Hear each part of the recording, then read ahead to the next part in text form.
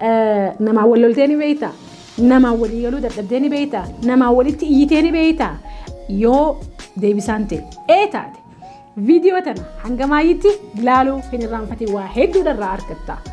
So irra hedduun keenya maaliif walii galtee dhabnere caqasuu jechuun maal akka ta'e beeytan yoo obboleeyyan keenya Oromoon teenya maal jetti namni ijatti walaasaa jetti miti gaafii gaafa du'aan siin galii. Ashama harka fuunee daawwattoota keenya bakka jirtan marattu nagayaa fi raaxmanni rabbii isin bira haa jiraatu. Arraan tana mata duree biraatiin dhufnee jirragaa nama walolteeni beeyta nama walii galuu dadhabdeeni beeyta nama walitti iyiteeni beeyta nama kana wajjin akkamitti walii galanii jettee cinqamteeni beeyta yoo deebisaan ta'e taate viidiyoo tana hanga maayitti laaluu hin irraanfatiin waa hedduudharraa argatta. Maaliif namni kun walii galuu dadhaba akkamitti nama kana walii galuu dandeenya namni kun ajaa'ibaa bar wanni ati jettee waan biraati wanni inni hubatu waan biraati wanni ati dhaamsi ati kan iteef yookaan gaafin ati gaafatte yookaan akkaataan ati itti waliin haasoite waan biraati inni immoo bakka biratti dhaqee akkaataan inni itti haasa'u waan biraati ni beeyta maaliin iccitiin isaa har'aan tana akka gaaritti furtuu ilma namaa kana walii galchitu yookaan ilma namaa kan walitti bu'u yookaan akka inni walitti hin buune yookaan akka inni wal hubatu yookaan akka inni jiruu teenya keessatti akka nuti nama kana wajjin kallattii gaariidhaan karaa gaariidhaan akka gaariitti waliin jiraannu wantoota nu godhaat furtuulee isaan laallaa jechuudha. Maali furtuun akka namni kun walii galu gootu? Maalumaaf namni kun fi maatiin yookaan abbaa fi ilmaan yookaan obboleeyyan yookaan bakka dalagatti rakkinni adda addaan mudata maali rakkinni isaa walii galtee dhabuudha. Akkamitti namni kun walii galuu danda'a? Ilmi namaa karaa adda addaatiin walii gala akkuma beeytanii dura dursoo ilmi namaa kan walii galu haasawaan yookaan ammaan isinittiin haasawutti jira. Maaliif walii galteen akkasitti uumamti? Haasawaan haasawu kana dhaggeeffattanii isin ifirra murteessitan jechuudha. Yaani bakka kanatti kanan godhee bakka kanatti kana godhuun qaba jettanii. So walii galteen uumamtu sun yookaan walii galtee akka warri keenya jedhu maaliif waliif galuu jechuudha. Waliif galuu jechuun atis yaada kiyya hubattee anis yaada kan kee hubadhee karaa gaariidhaa fi haala gaarii fi akka gaariitti waliin jiraachuu jechuudha. So irra hedduun keenya maaliif walii galtee dhabnere yookaan walii galteen akkamitti walii galaa jirra. Qadura dursa waan isin ajaa'ibsa namni kun walii galu haasawaani saayinsiidhaa jechuudha haasawaani yookaan ammoo karamiin barruuni yookaan karaa biraatiin karaa adda addaatu jira kan namni itti walii galu ammoo walii galtee wama lamaan kanarratti yeroo hedduu wama lamaan kanarratti hundooti kan anaa fi isin itti fayyadamnu bikka hundatti biyya hundatti takkaa'u haasawaan walii gallaa takkaa'u barruu walii galee jechuun ilmi namaa waan barbaade dhaamsa barbaade kan namatti ergitu yookaan kan nama bira geessitu maaliini haasawuudhaan jechuudha. So haasawni kun akkamiin haasawamuu qaba jechuudha. Akkamiin haasawamuu qaba itti akka gaariitti beekuu qabda. Maali haasawni iccitiin haasawaa maali yoo jennu taate usteetuma yaada tokko namatti ergu miti iccitiin haasawaa yookaan usteetuma waan sitti fakkaate haasawu miti. Nama sanii wajjin akkaataa sanii wajjin fi umrii isaatii fi bakka inni jiruu fi haala inni keessa jiru kana hundaanii hogguuni fi information namatti ergitu ati usteetuma erguu kan kee qofa osoo fi hin tahin yookaan usteetuma wal qunnamtii godhaatiin jira walii galtee godhaatiin jira walii galtee uumuttiin jira osoo fi hin tahin haala kamiin ummata kanaa wajjin yookaan nama sanii wajjin yookaan gruppii sanii wajjin akkamiin haasawaa jirta obboleessa kiyya obboleettiiti. Maaliif irra hedduun yeroo ammaa kana keessatti jeequmsoonni uumaa jiru walii galtee dhabuudha waan ta'eef. So walii galtee jechuun maal jechuudha? Qadura dursoo walii galteen jiru tantee keessatti si barbaachisti. Nama walii waa dalaguudhaa deemtu kanaan walii galuu qabda. Walii galuu jechuun waliif galuu maal jechuudha jechisaa?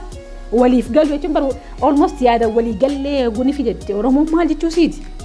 Yaanni kan kee naaf na bira dhufee yaanni kiyyas bira dhufee jechuudha. Saniif namni tokko guni fi biizinasa waliin dalaguudhaa ka'e walii galtee mallatteessa jenna. Communication abar. Walii galteen sun garuu maaliin xumuramte barruun xumuramte yookaan namoota ragaan jira maaliif is a way of communication.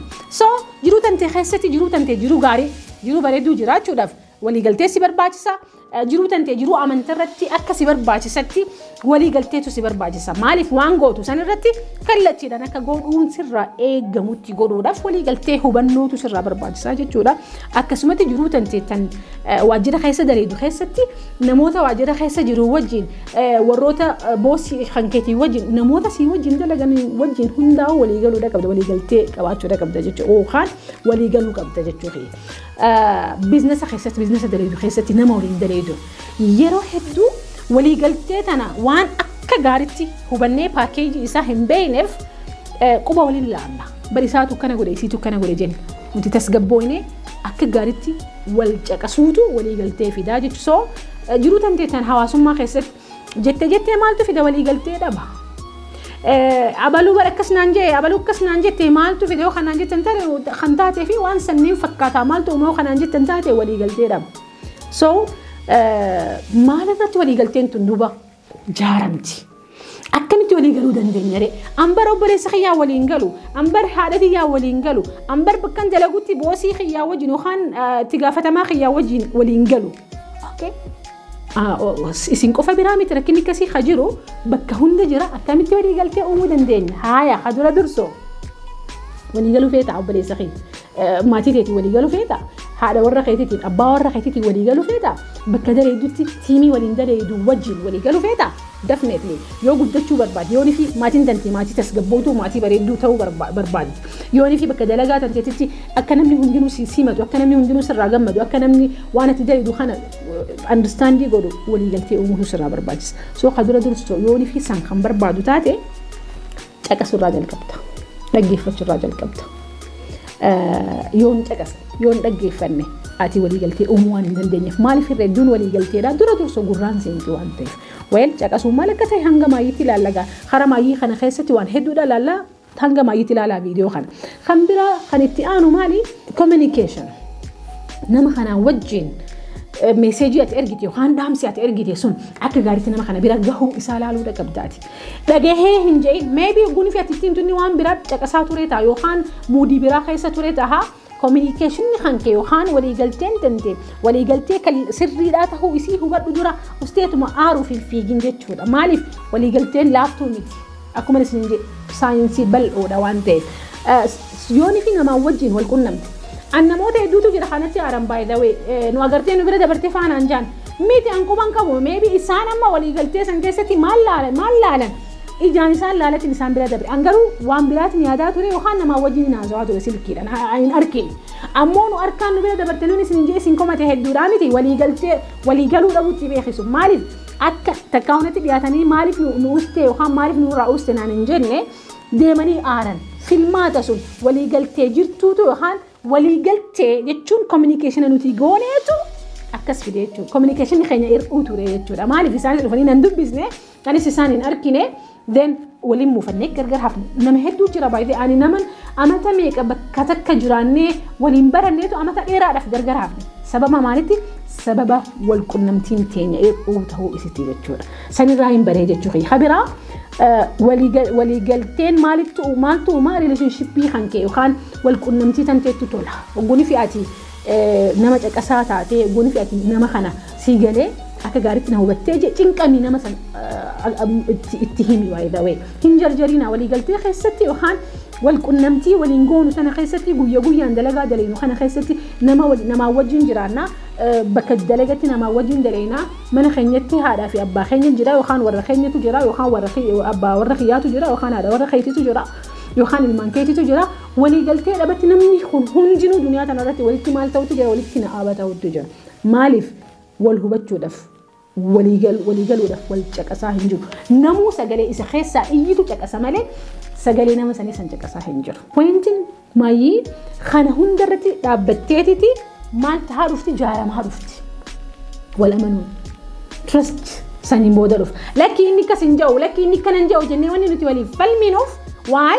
Because already nama sanni beekna wal qunnamtiin teenya bareedduudha wal caqasirratti hundooyite anis nin caqasaa innis na caqasaa asii walitti iyyuutti hin jirru so ni beekaa akkas hin jettuu barsu'aati je'ennaaf falma akkasin je'uu bar inni je'eetiin dhaabbadhee falmaaf why because wal hubachaa jirra jechuudha waliigalteen teenya wal simataa jirti wal caqasnaa wal dhageenyaa qunnamtiin teenya bareedduudha then maal goona wal amannaa jechuudha so maal jechuu wal caqasuu jechuun maali caqasuun saayinsiidha caqasuun aartiidha by the way irreedduun keenya wanni nuti namaa wal lolluuf wanni nuti namaa wal findhuuf nu caqasaa jenna malee haa caqasnu hin jennu. Caqasuu jechuun maal akka ta'e beeytanii obboleeyyan kiyya. Caqasuu jechuun kadura dursoo yaaduu dhiisu. Hogguunii fi namni sun sitti haasa'u. Oromoon teenya maal jetti? Namni ijatti wal haasa'e jetti miti. So waan biraa yaadiin deebisaa deebisuudha hin cinqamin. Deebisaadhaa fi miti ati jiruu addunyaa kanarratti qabuumamteef maal godhi? Caqasi. Yaaduu dhiisi as keessatti isa waan jiru san caqasi hanga maayyitti lamada maal ja'a? Gaafii gaafa du'aan siingalii caqasuu jechuun kan yoon dhaggeeffatiin hin caqasne yoon caqasin hin caqasne waan hin caqasiniif gaafii gaafatuun qabdu bikka hedduutti inni nan dhaga'u dhiisa isa bira hin dhaqu inni yaada isaa malee hin dhaga'u wanni nuun jaaniif maali because we don't listen hin caqasnu nama itti aanee mas waan inni jechuu barbaade san hubachuuf hin aarsaan kafallu. Akka inni jeesanitti hubachuu hin feenu nuti akka feenetti hubannee saniin booda guraamaa ilee goonee garagalchinee barakkana naan jee barakkas naan jee jenna malee. So yoonii fi jiruu teetirratti milkaa'uu barbaadde qunnamtii tante tan namaa wajjin jirtu hawaasa kan kee keessatti maatii tee keessatti bakka amantaa teetitti bakka dalagaa teetitti waajjira keetitti bakka dalagaa teetitti tiimii waliin daleedu wajjin yoonii fi nama caqasaa taate qofa namuu dhufee rakkina isaa sitti hima yoo caqastee fi yoo gaafii gaafatte. Bakka tanatti kana jechuu barbaade bakka tunnaan galee maal jechuu kee hin fiigin hin yaadin isuma kana caqasmee rakkina isaa sanarraa dhaggeeffadhu furiif yoo furmaata haa qabu taate so dhaggeeffachuun dandeettii guddoodha dandeettii tan ammoo barataniit itti obsanii baratanii bira gahanii jechuudha. Faayidaan caqasuudha yookaan faayidaan wal qunnamtii gaariidha bu'aa barbaadanii isin hegaree jaaruu deemtanii maatii keessan jaaruu deemtanii bakka dalagaa teetii jaaruu deemtaa biizinasa jaaruu deemtaa bakka tana hunda keessattuu namaa wajjin daleeda waan ta'eef hegaree sii qabdi. Faayidaan isii hadura dursoo gunii fi nama wal qunnamtii gaarii godhu yoo taate hadura dursoo namni hundi si jaalata. Namuu si wajjin deema. Namuu si bira dhufuu barbaada. Maaliif? Ati wal qunnamtiin tantee bareedduudha. Nama kana hundaa wajjinu. So namuu si bira dhiyaatee si biratti jechuun anaatu itti dhiyaata jaa so namuu si jaalata jaalala namaa hortaa jechuudha yoonii fi gaariitti namaa wajjii wal quunnamu taate kan itti aanu jiruu bareedduudha jiraata maaliif takka dura rakkina jiruu kana hubattee furuu deemta wal quunnamtii tana bareechiteetii jiraataa jirta namoota si bira jiruu kana tokkolleen akka inni jechuun hubannoon isaa hin dogoggorre cinqamaati wareegama kafalaa jirta saniifuu ati gammadaa taatee jiraate jechuudha. Ifin cinqitu.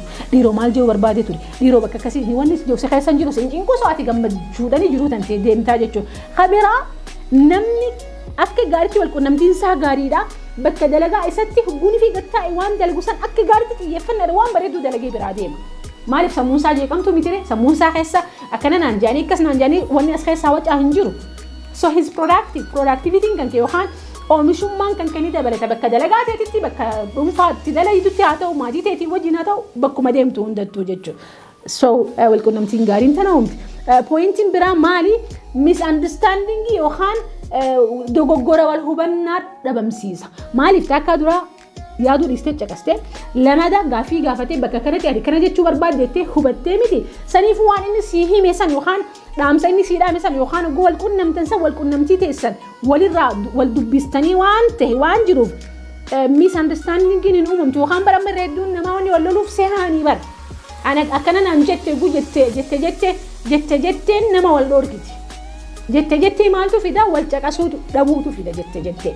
So jettee dhiisnee akkuma warri ni jaanii ni artistoonni kejas jettee faradaa hasaaste oduu dharaati jetteen oduun dharaatu maali communication sirrii san yookaan wal quunnamtii sirrii dhabuu santu hasaasii fi wal faradaa fi walitti qubalaatuu fida jechuudha. Suni wal quunnamtii teenya san ni diiga malee hin jaaru. Pointiin itti aanu karoora qaba namuu jiruu sarratti guddachuuf deemnaa bakka guddoo gahuu barbaanna. Hundi keenya baay'ee biyyee jirruu fi bakka jirrutti hundi keenya ilmi namaa karoora qaba galma qaba. Bakka barbaadde san akkati geessu wanni si godhu yooni fi waan daleedu fi nama wajjin daleedu fi environmentii waliin daleedu kana keessatti wal qunnamtiin dantee wal qunnamtii nagahaa taate goolii kan keessan yookaan mul'ata kan keessan bira saffisaan geessa. Maaliif environmentiin wal qunnamtiin gaarii qabdu yookaan naannoon wal qunnamtii bakka dalagatti fakkeenyaaf nuti nama 5 taane yookaan nama 10 taane yookaan nama 100 taane daleena ta'a. Bikka sanitti namuu nama kaanii wajjii wal qunnamtiin isaa bareedu waan taateef akkuma reefuu waliin jenna oomishummaan keenya ni dabala akkasumatti saffisaan galma keenya san bira geenya. Inni raanfatina amata haaraa irratti habiitii haaraa yookaan barmaatiilee haaraa fidachuu qabna. So for sure waan gaarii irraa argattaniiti barmaatiilee gaarii amata kana keessatti developii godhuuf harooffattanii jirtanii barmaatiileen dura kana ta'uudha qabaa jechuudha. Pointiin itti aanu sarviisa gaarii kennitaati yookaan tajaajila gaariidha kennita. Maaliif waan caqastuuf jecha namni kana guni fi dhufee waasitti himee bar kubbaaniyaan keessa rakkina akkanaa qaba yookaan bikki ati itti dalee dura rakkina akkanaa qaba yookaan bar isin namni guni fi dhufee nama tajaajiltanii yookaan silkiidhaan haasawitan bakka dalagatti jechuun communication namni alaasii fi dhufuni maal si taha nyaata si ta'eediti caqastee ji'atti aanutti yookaan guyyaatti aanutti sarviisa kan kee maal gochaa deemta fooyyessaa deemta si fooyyessa jechuudha hojii fooyyattu jiruu fooyyattu tajaajila gaarii kennite. Tajaajila gaarii kennite jechuun oomishummaan kan kee ni dabalama galiin tantee ni dabalti akka namatti gammachuun tantee ni dabalti jechuudha. Kuni faayidaa qunnamtiiti jechuudha. Okay. Dogoggorri nuti qunnamtirratti daleenu maal faadha ree? Okay namoonni barbaada dogoggorri nuti qunnamtirratti daleenu hadura durso maali? Handura durso. Qunnamtirratti rakkinni jiru maali? Wal komudha. Isaatu balleesse isii balleesse isaan balleesse isaantu nu balleesse hogguma hundaa quba yoo kawali ilaallu taate qunnamtiin teenya maal taati qunnamtii teenya jidduu hubatu jira jechuudha. So it's a killer of relationship.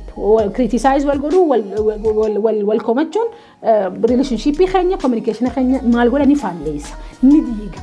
Tiimii tanteetii fi jidduu qunnamtii jirtu diigad deema sifi maatii ta'e jidduu sifi hiriyoota kee jidduu sifi hawaasa kee jidduu yooni fi hogguma hundaa'uu kan balaaleffattuu fi kan nama komatu taate rakkina uumaa jechuu kan biraa waan anjee qofaatu tahaa waan anjee na caqasaa na dhagaye no akkasitti namaa wajjin hin haasa'inaa nuti guddachaa jirra nuti karaa guddinaa deemaa jirra na dhagaye dura ati dhagaye. Mal jaa barreessan tokko the 7 habits of highly effective people irratti kan katabe Stephen R. Covey maal jaasi fakkaate. Seek to understand. Dura nama hubachuudhaaf aasaa kafali jaa. Nama hubachuudhaaf jechuun qunnamtiin isaa sun maal jechuu barbaadu bakka seek to understand. And then to be understood. Saniin booda namni haasii hubatu. Dura ati nama hubadhu. Namni nama hubanne jettee hin iyyin. Namni na hubatu hin jiru jettee hin cinqamin. Namni na hubatu jettee hin murteessin. Dura ati nama hubatu ta'uudhaaf if qopheessidha. So anuma qofaa ja'a namni jiru nama hubatu. Akka namni isa hubatu fedha malee ati qoftiin jettu jechaati qofti jettee sin ta'u. Namu ilaalcha adda addaa qaba kana hundaatu waliin dhufee waliin karaa dheeraa fi guddina guddaa fiduudhaaf teenyaa jechuudha. Pointiin biraa mistake nuti daleenu jechuudha yookaan dogoggorri nuti daleenu blame wal godhu yookaan wal faalleessuu haanitti qubalaata haanitti qubalaata yoo akkasis hagoonu taate jidduu tana keessatti gaa namni biraan jiru anumaaf isintu balleessa biraa hin jiru please paartii sadaffaan eegina jechuudha nama biraatu dhufee balleessee miti anumaaf isin takka anaaf balleessee takka isaa balleessee bara namni anaaf balleessee hin jiru ammoo san sirreessuudha qabna wal qunnamtii teenya keessatti kan biraa I'm the best mentality. Anaatu caala, anaan namarra beeka, anaatu namarra hubannoo qaba, anaatu namarra bareeda, anaatu namarra dalaga. No, namoonni sirra caalan hedduu jira. Jiru addunyaa tanarra fiildii feete keessa jiraadhu. Yoo feetellee yoo barbaachisaa ta'e Elon Musk illee ta'e namoota sirra caalutu jira. Be humble. Yaada namaa yookaan hubannoo namaa fudhachuudhaaf. Yes, you can, ni dandeessa, but we can. Ni dandeenya waliin yoo waliin dalee. Yoo wal qabanne bakka guddoo geenye ji'eetii hogguma hundaa'uu yaadi. So hogguuni fi haasoitan wal qunnamtii teessan keessa maaltu jiranii beeytanii effektiivii ta'uu yookaan barbaadan taate sagaleen teessan ni murteessiti. Sagaleen teessan akkaataan isinitti ol baatu ni murteessiti. Spiidiin isinitti haasoitan ni murteessiti. Akka namni isin hubatu yookaan barbaadan taate nama kanaa wajjin tasgabbaayaa sagalee bareedduudhaan sagaleen teessa yoon qallola fakkaatu taate sagalee tasgabboytuudha namaa wajjin haasa'uuf yaala akkasumatti hogguun fi namaa wajjin haasa'uudha namni tokko isinitti haasa'utti jira miti waan namni isinirratti akka godhu hin feene namarratti hin godhina so kadura dursa hogguun fi namaa wajjin haasa'uudha maal godha nama kana hoggooliin haasa'uudha jechuun facial expression keessan yookaan fuulli keessan maal jechuudha mataa lulu namni tokko nama caqasutti jira yookaan na caqasutti jira akka inni si amanee sitti haasa'u kafeetu taate noodingiin irraanfatin jechuun hoggooliin haasa'uutu dhugaa keetii jechuun si mallu si mannaa gaariin kan itti aanu maali ismaayiliin hogguu namaa wajjin haasa'uutu maal jeeseeki malee waan biraa laalaa mobaayila lallaaqaa yooni fi namaa wajjin haasa'uutu taate jecha inni jedhu saniif haasa'u inni haasa'u saniif bakka hin kennine je'ee waan yaaduuf namni sun sitti aaraa sit aarri sun maal fida isin jidduutti gaappii uumeti isin booda faayinalii wal lolullee ni mala so gaa nama guddaa tokko nama cimaa nama bakka guddoo gahuudhaaf nama tiimii isaa yookaan hawaasa isaa tajaajiluudhaaf deemu yoo kan taatu taate namni na hubatu hin jiru jettee murteessuu dura ati nama hubachuudhaaf wareegama kaaffale pointiin biraa nama kana hogguun fi arkite waan inni godhuuf appreciate godhu yookaan jechuun appreciate godhuu bari waaw wanni uffanni ati uffatte ni bareeda waaw kaleessa yoo inni fakkeenyaaf yeroodhaan arkame bakka dalagutti yookaan waajjira keessatti waaw congratulation ara nama kana hunda dura dhuftee bari jechuun appreciate haa wal godhu waan xiqqoo namni godhuuf nama kana dinqisiifachuu bari namni anumaatu beeka jedhu baay'ee way nama dinqisiifatu nuti garuu hawaasa jijjiirame hawaasa sammuun jijjiirame hawaasa ilaalchi isaa jijjiirame uumuu waan barbaannu hundi keenyaa waaw waan ati goote irratti kana godhuu kan kitaaba dubbistee waaw congratulation steppii takka iftuu deemtee jirtu karoorfattee waaw congratulation appreciate wal godhuu haa barru harka wal jajjabeessuu haa barru aadaa waan kaan godhe jajjabeessuudha haa barru haa qabaannu jechuun hogguma hundaa'u negatiivii haasa'u yookaan akkanan goonee bara akkas hin goone jennee bileem wal godhuu xiqqeessinee appreciate wal godhuu haa barru akkasumatti galateeffannas bara waan kana naa goote namni iskiriptoo yookaan qalama tokko isin kenne galateeffannaa isinirraa barbaada jechuun kiyya nama san galateeffachuun ni dabalti siif dabalti nama san dinqisiifachuun nama saniif konfidensii kaniteeti nama sanillee akka inni heegaree nama cimaa ta'u yeroo hasaa kabaju dalagaa isaa kabaju ciminaan akka itti fufu godha mana keessan keessattis akkasumatti ilmaan keessanii wajjinis akkasumatti bakka dalagattis akkasumatti tiimii teessan isinii wajjin daleedu tan isintu murteessaa walqunnamtii teessaniitu tiimii teessan either productivity godhaa yookaan akka isaan oomishan yookaan akka isaan hin oomishne haa godhu jechoota nuti amma fayyadamnu kana so excellent great jecha kun afaan keessan irraan dhabe wow jaba cimaa barate ati bar nama jaba ati bar nama heegaree qabu jechoota gaggaarii waliif kennaan guddoon nuti kenninu maallaqaa miti kennaan guddoon nuti ilma namaatiif kenninu jechoota gaarii jechoota appreciationiiti wal haa dinqisiifannu wal haa kabajnu jechoota kabajaa waliif haa kenninu so gaa hundi keenya ultimately namni namaa wal loluu fedhu hin jiru namni hogguun fi jiraatu jiru isaa keessatti namaa wal simateet jiruu gaarii jiraachuu fedha jiruu gaarii jiruu simannaa jiruu qunnamtii gaarii kan uumnu yoonii fi akka gaariitti steepiilee amma irra deemne kana guyyaan irra jiraannu taate bakka guddoo gahuu dandeenya jechuudha tiimii teessan keessatti hogguma hundaa'u jechoonni appreciationaa kun dhabamuu hin qabu sagantaa irratti wal afeertanii irratti wal galatoonfattanis qabaadha tiimii keessan keessatti bikka hojjettanitti maatii keessan keessatti ilmaan keessanii wajjin nutiin kun kan uumamneef akka waliigalluuf waan ta'eef waliigaltee gaarii akka nu ta'uun amanaa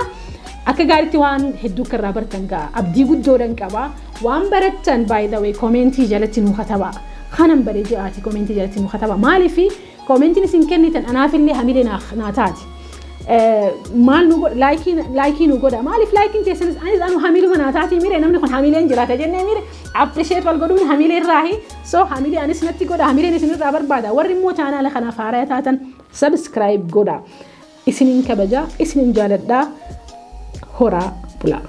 Filatoomaa.